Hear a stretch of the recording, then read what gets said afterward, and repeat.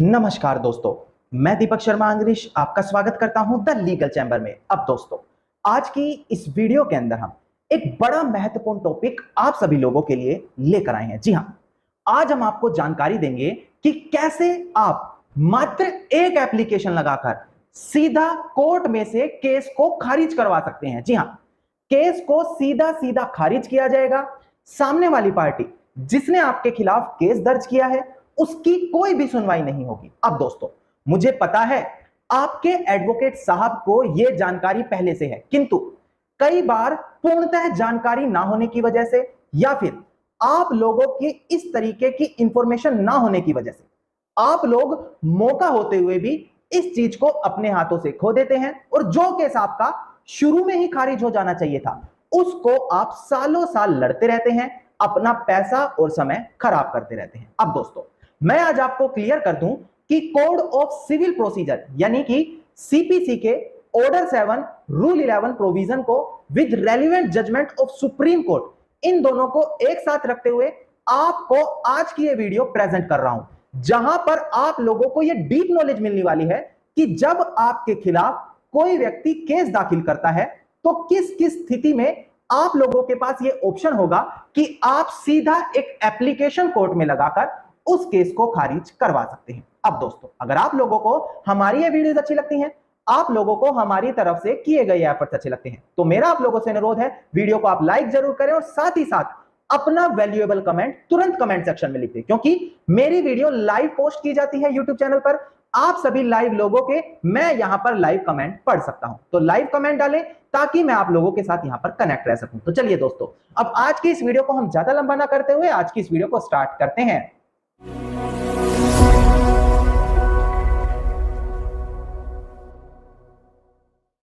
अब दोस्तों, सबसे पहले वीडियो की स्टार्टिंग में आप लोगों को एक इंपॉर्टेंट कंसेप्ट मैं क्लियर कर दूं। देखिए, अगर आप लोग मुझसे पर्सनली कंसल्टेशन यानी कि लीगल एडवाइस लेना चाहते हैं तो डिस्क्रिप्शन में मैंने आप लोगों को एक नंबर देकर रखा है, उस नंबर पर आप कॉल करके अपनी कॉल बुक कराकर भी डायरेक्टली मुझसे कंसल्टेशन कर सकते हैं। अब दोस्तों, हम बढ़ते हैं अपनी आज की इस वीडियो की ओर। देखिए, हम बात कर रहे हैं order 7 rule 11 code of civil procedure यानी कि सीपीसी। इनके अंदर कुछ ऐसे ग्राउंड्स बताए गए हैं जहां पर कोर्ट सीधा केस को खारिज कर सकता है बिना सुनवाई किए हुए। अब वो कौन कौन सी कंडीशन है ये चीज मैं डिस्प्ले पर दिखाते हुए एक एक पॉइंट आपको एक एक करके क्लियर कर दूं। ध्यान दे, यहां से अब आपको वीडियो बड़े ध्यान से देखनी होगी। सबसे पहले आपको ऑर्डर 7 रूल 11 का सब क्लोज ए दिखाई देगा जो बात करता है कॉज ऑफ एक्शन के बारे में। अब कॉज ऑफ एक्शन क्या होता है वो मैं आपको क्लियर कर देता हूं। देखिए दोस्तों, कॉज ऑफ एक्शन हमें किसी भी कोड के अंदर डिस्क्राइब नहीं किया गया है। अगर आप कॉज ऑफ एक्शन को समझना चाहते हैं तो सरल भाषा में आपको समझा देता हूं। देखिए, जब कभी भी आप लोगों को इस चीज का अंदाजा होता है कि हां, आपके लीगल राइट को डैमेज किया जा रहा है और आपके पास यह अधिकार है कि आप लीगल रेमेडी का यूज कर सके, जब भी आपको ऐसा कारण महसूस होता है कि आपको अब एक्शन लेना पड़ेगा क्योंकि आपके लीगल राइट्स का हनन हुआ है, तो वो कॉज ऑफ एक्शन कहलाता है। कॉज ऑफ एक्शन यानी कि एक्शन लेने का कारण। अब दोस्तों, यहां पर आपको एक चीज और ध्यान देनी है कि कब कॉज ऑफ एक्शन होगा ये कैसे आप समझे। देखिए, अब कभी भी मान लेते हैं आपकी संपत्ति पर किसी व्यक्ति ने कब्जा कर लिया, अब क्या उसी समय आपका कॉज ऑफ एक्शन अराइज हो गया? जी नहीं दोस्तों, सबसे पहले आप लोगों को एक लीगल नोटिस उनको सर्व कराना पड़ेगा। अब जब उस लीगल नोटिस का वो रिप्लाई नहीं दे रहे, वो लीगल नोटिस में साफ इंकार कर रहे हैं कि ये प्रॉपर्टी आपकी नहीं है,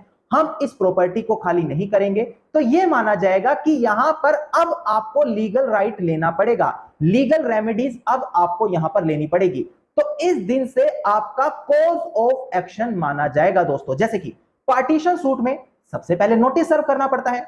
जब आप नोटिस सर्व करते हैं कि संपत्ति का बंटवारा करो और वो बंटवारा करने के लिए मना कर देते हैं, तो उस सिचुएशन में आपका कॉज ऑफ एक्शन अराइज हुआ, क्योंकि जो आपका लीगल राइट था संपत्ति में हिस्सा पाना, उन लोगों ने मना कर दिया। अब उस चीज की रेमेडी के लिए आप कोर्ट का सहारा ले रहे हो, यह चीज आपकी कॉज ऑफ एक्शन कहलाती है। अब दोस्तों, अगर आप जो कोर्ट में अपना केस दाखिल कर रहे हैं, अपनी प्लेंट दाखिल कर रहे हैं, उसके अंदर आपने कॉज ऑफ एक्शन मेंशन नहीं किया, जी हां, यह सिचुएशन अगर आपने वहां पर मेंशन नहीं की कि कॉज ऑफ एक्शन कहां पर बना है, तो कोर्ट के पास ये अथॉरिटी है अकॉर्डिंग टू ऑर्डर 7 रूल 11 सब क्लोज ए कि वो आपकी प्लेंट को सीधा खारिज कर सकती है। ये हमारा पहला ग्राउंड बनता है ऑर्डर 7 रूल 11 सब क्लोज ए के अंदर। अब दोस्तों इसके बाद बात आता है ऑर्डर 7 रूल 11 सब क्लोज बी, जो अंडर वैल्यू के बारे में दर्शाता है। अब अंडर वैल्यू प्लेंट के अंदर मेंशन करना, मुझे पता है यहां से आपको क्लियर नहीं होगा, अब मैं सरल भाषा में आपको समझाता हूं। देखिए कई बार क्या होता है, हम कोर्ट से रिलीफ की मांग करते हैं, जैसे कि पोजेशन मांग लिया, सूट फॉर पोजेशन हो गया। ऐसी कंडीशन में एक निर्धारित कोर्ट फीस हमें पे करनी पड़ती है। अब दोस्तों कई बार लोग चालाकी से क्या करते हैं, प्रॉपर्टी वैल्यूएशन को कम दिखाते हैं ताकि कोर्ट फीस कम दी जा सके, ताकि ज्यूरिसडिक्शन कोर्ट दूसरा कोर्ट तय कर सके। अब दोस्तों कई बार इस तरीके की अंडर वैल्यू दिखाने की वजह से, जैसे कि मान लेते हैं प्रॉपर्टी वैल्यू 1 करोड़ है, उसको अंडर वैल्यू दिखाकर 50 लाख दिखा दिया। अब ये इसलिए हो रहा है ताकि स्टैंप ड्यूटी कम दी जा सके, या फिर कोई और कारण है, किसी और कोर्ट में केस चल सके। तो ऐसी कंडीशन में दोस्तों कोर्ट क्या करता है, कुछ दिनों की मोहलत देता है सामने वाली पार्टी को कि आपने ये अंडर वैल्यू दिखाई है, आप इस प्रॉपर्टी को प्रॉपर वैल्यूएशन करके अपनी प्लेंट में प्रॉपर वैल्यू प्रोवाइड कराएं। अब अगर वो टाइम पीरियड मिलने के बावजूद भी पार्टी उसकी प्रॉपर वैल्यूएशन कोर्ट में सबमिट नहीं कर रही, तो कोर्ट के पास ये अथॉरिटी है कि उस केस को सीधा सीधा खारिज कर सकती है। ऑर्डर 7 रूल 11 सब क्लोज बी इस बारे में बात करता है, जहां पर प्रॉपर वैल्यूएशन नहीं मेंशन की गई प्लेंट के अंदर, कोर्ट के टाइम देने के बावजूद भी उन्होंने इस चीज को नहीं किया, तो कोर्ट इस चीज को नकारेगा नहीं, सीधा एप्लीकेशन के माध्यम से जो अपोजिट पार्टी के एडवोकेट को लगानी पड़ेगी, इस केस को खारिज कर देगा।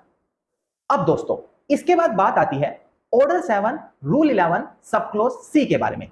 यह बात करता है जब आपने प्रॉपर्टी वैल्यूएशन तो प्रॉपर लगाई है, उसमें कोई भी कमी नहीं है, पर जब कोर्ट में कोर्ट फीस देने का समय आया, प्रॉपर स्टैंप पेपर लगाने का समय आया, आपने उसको अंडर वैल्यू लगा दिया, आपने जितनी कोर्ट फीस बनती थी उतनी कोर्ट फीस नहीं पे की, तो ऐसी कंडीशन में आपके अपोजिट पार्टी के एडवोकेट जैसे ही ये चीज कंसीडर करेंगे, वो ऑर्डर 7 रूल 11 सब क्लोज सी के तहत एक कोर्ट में एप्लीकेशन देंगे कि यहां पर जो प्रॉपर्टी वैल्यूएशन है उसको वैल्यूएबल तो दिखाया है, उसकी प्रॉपर्टी की प्रॉपर वैल्यू तो कोर्ट में दिखाई है, पर जो कोर्ट फीस है वो प्रॉपर नहीं दी गई। तो ऐसी कंडीशन में कोर्ट उस केस को सीधा सीधा खारिज कर सकता है।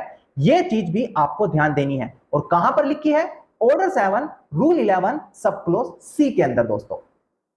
अब दोस्तों इसके बाद बात आती है ऑर्डर 7 रूल 11 सब क्लोज डी की।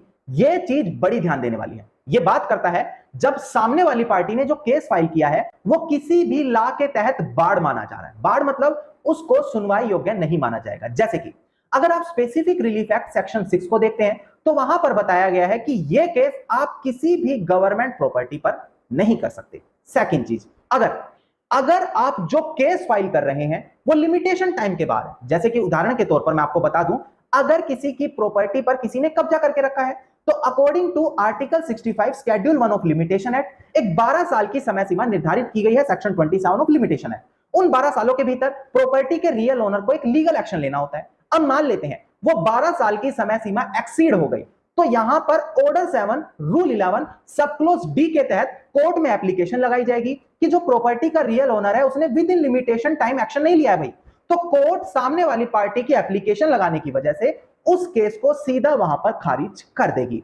ऑर्डर 7 रूल 11 सब क्लोज डी। एक और एग्जांपल दे देता हूं, जैसे कि सेल डीड को चैलेंज करने की समय सीमा कितनी होती है, 3 सालों की। अब इस लिमिटेशन टाइम के एक्सीड होने के बाद अगर कोई पार्टी आकर कोर्ट में कहती है सेल डीड कैंसिल करो, तो ये ऑर्डर 7 रूल 11 सब क्लोज डी के तहत आपके एडवोकेट साहब दिखा सकते हैं कि ये चीज कानून के अंदर बाढ़ मानी गई है, क्योंकि लिमिटेशन टाइम यहां पर पूरा हो चुका है, अब इसकी सुनवाई नहीं होनी चाहिए। अगर कोर्ट कंसीडर करता है कि हां ये पॉइंट वैल्यूएबल है, कोई रीजनेबल कारण पार्टी के पास नहीं है कि 3 साल बाद वो क्यों आए हैं, तो उस केस को खारिज किया जाता है दोस्तों। इसके बाद दोस्तों बात आती है ऑर्डर 7 रूल 11 सब क्लोज ई के बारे में, जो आपको भले ध्यान ना देना हो पर आपके एडवोकेट को ये बेसिक चीज पता होनी चाहिए। देखिए जब भी कोर्ट के अंदर आप कोई केस फाइल करते हैं, कोई डॉक्यूमेंट आप प्रिपेयर कर रहे हैं, तो वो हमेशा 2 कॉपियों में प्रेजेंट करना चाहिए, यानी कि एक डुप्लीकेट कॉपी भी उसकी कोर्ट में सबमिट की जाती है। कारण क्या है, क्योंकि देखिए कोर्ट प्रोसीडिंग्स काफी लंबी चलती है, बेसिकली सिविल प्रोसीडिंग्स, तो ऐसी कंडीशन में क्या होता है, जो ओरिजिनल कॉपी होती है वो काफी ज्यादा लंबे समय से रखे रहने से डैमेज होने के चांसेस रहते हैं, और भी कई कारण है। अगर ओरिजिनल लॉस्ट हो गई तो ऐसी कंडीशन में कोर्ट का कहना है कि डुप्लीकेट कॉपी हमेशा कोर्ट में रखी जाएगी।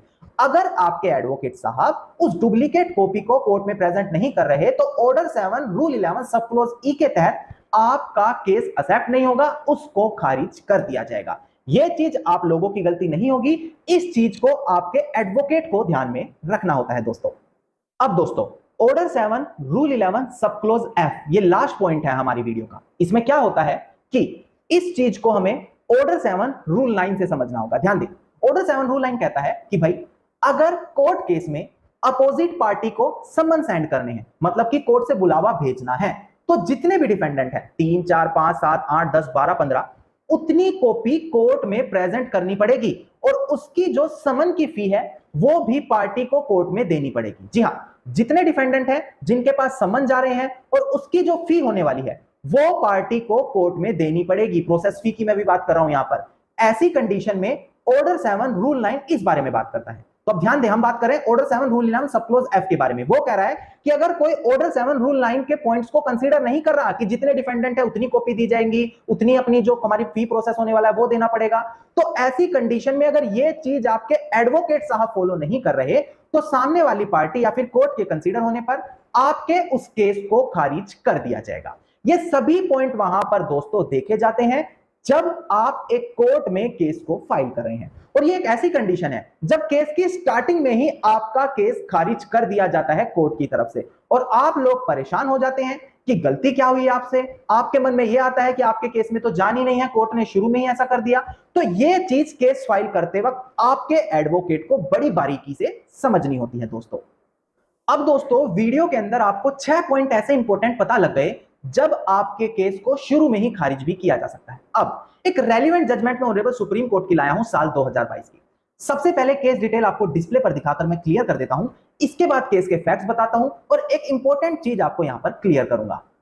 अब दोस्तों डिस्प्ले पर दिखाई देगा आपको केस टाइटल। केस टाइटल है हमारा गुरविंदर सिंह वर्सेस हरविंदर सिंह। यहां पर स्पेशल रिपिटेशन नंबर है 19018 ऑफ 2022, 9 नवंबर साल 2022 की ये जजमेंट है। अब यहां पर क्या इंपॉर्टेंट पॉइंट कंसीडर किया, यह चीज आपको बड़ी ध्यान से समझनी होगी।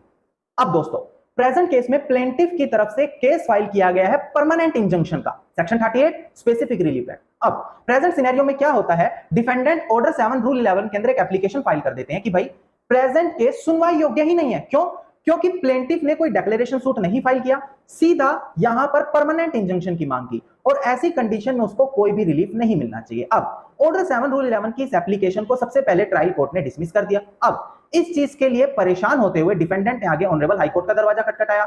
ऑनरेबल हाईकोर्ट के सामने भी यही रखी गई बात कि प्रेजेंट सिनेरियो में कोई डिक्लेरेशन सूट तो नहीं डाला गया और जब डिक्लेरेशन सूट नहीं डाला गया तो कैसे कोई रिलीफ वहां पर परमानेंट इंजंक्शन का मांग सकता है। यह चीज भी ऑनरेबल हाईकोर्ट ने डिसमिस कर दी, कहते हुए कि नहीं, ऑर्डर 7 रूल 11 इस कारण से नहीं एप्लीकेबल होगा कि सामने वाली पार्टी किसी रिलीफ की हकदार नहीं है। अब इस चीज को आगे ऑनरेबल सुप्रीम कोर्ट के सामने ले जाया गया। वहां पर यही पॉइंट आया, यही फैक्ट एंड इशू बनता है कि भाई क्या सामने वाली पार्टी किसी रिलीफ की हकदार नहीं है। इस पॉइंट को देखते हुए ऑर्डर 7 रूल 11 के तहत केस को डिसमिस किया जा सकता है। तो ऑनरेबल सुप्रीम कोर्ट ने बताया कि नहीं, सामने वाली पार्टी रिलीफ की हकदार है या नहीं, यह चीज केस प्रोसीडिंग्स होने के बाद पता लगती है। इस चीज को देखते हुए ऑर्डर 7 रूल 11 की एप्लीकेशन लगाना एक्सेप्टेबल नहीं है, क्योंकि उनके 6 पॉइंट अलग से कंसीडर हैं कि किस कंडीशन में केस को खारिज किया जाएगा। अगर इस पॉइंट को रखते हुए कि सामने वाली पार्टी किसी रिलीफ की हकदार नहीं है, ऑर्डर 7 रूल 11 की एप्लीकेशन लगाई जा रही है, तो इस चीज को एक्सेप्ट नहीं किया जाएगा। इस तरीके की एप्लीकेशन को एक्सेप्ट नहीं किया जाएगा। अब यह चीज आम लोग से लोग समझते हैं, तो क्या सोचते हैं कि सामने वाली पार्टी ने झूठा केस लगा दिया। ऑर्डर 7 रूल 11 की एप्लीकेशन लगाकर यह दिखा दो कि उनका केस गलत है, वो चीज एक्सेप्टेबल नहीं है, वो किसी रिलीफ की हकदार नहीं है। जी नहीं दोस्तों, ऑर्डर 7 रूल 11 में 6 सब क्लोज आपको दिए हैं जिनके तहत उस केस को खारिज करवाया जाता है। तो अगर आप ऑर्डर 7 रूल 11 की एप्लीकेशन लगा रहे हैं तो इन पॉइंट्स को हमेशा ध्यान रखें, उसी के बाद आप आगे बढ़ें। तो ये मैंने आपको ऐसी सिचुएशन बताई with provision and relevant judgement of supreme court, जहां पर आप सीधा एक झटके में एप्लीकेशन लगाते हुए केस को खारिज करवा सकते हैं। धन्यवाद दोस्तों, उम्मीद करता हूं वीडियो के अंदर मिली जानकारी आप सभी लोगों के लिए बेहद ज्यादा लाभदायक साबित होगी। वीडियो के अंदर अगर मिली जानकारी आप सभी लोगों को अच्छी लगी तो वीडियो को आप लाइक, शेयर और कमेंट जरूर कीजिएगा। वीडियो से जुड़ा अगर आप लोगों का कोई भी क्वेश्चन है तो आप कमेंट सेक्शन में मुझे लिख सकते हैं। इसके अलावा अगर आप इसी प्रकार की इंफॉर्मेटिव वीडियोस रोजाना पाना चाहते हैं तो चैनल को सब्सक्राइब करते हुए नोटिफिकेशन बेल आइकन आप जरूर दबा दें। अगर आप मुझसे पर्सनली कंसल्टेशन यानी कि लीगल एडवाइस लेना चाहते हैं तो डिस्क्रिप्शन में आप लोगों को नंबर दिया है, उस नंबर पर आप कॉल करके अपनी कॉल बुक कराकर भी डायरेक्टली मुझसे कंसल्टेशन कर सकते हैं।